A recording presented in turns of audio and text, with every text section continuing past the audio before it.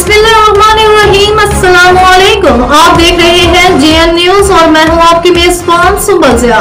Bulletin का बाकायदा आगाज करते हैं और शामिल करते हैं अब तक की अहम तरीन खबर। कलर सईदा ब्यूरो चीफ अरशद महमूद चौधरी से तहसील कलर सईदा के नुमाया इलाका चक मिर्जा में पहला फुल कंट्रोल शेड का बाज़ाब्ता तौर पर इफ्तिताह कर दिया गया है, जिसके ऑनर साबिक councillor Raja Mohammad Saeed, Haji Raja Mohammad Waheed, Raja Ibrar son of Haji Mohammad Sadiq हैं।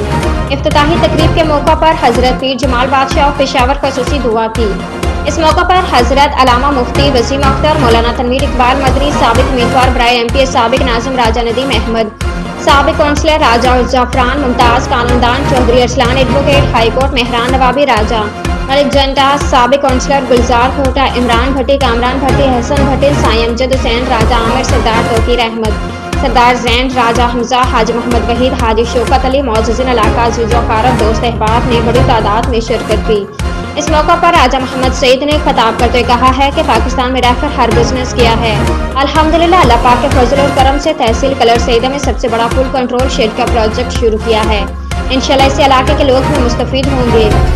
आखिर में हजरत पीर जमाल बादशाह पेशावर ने खसूसी दुआ की।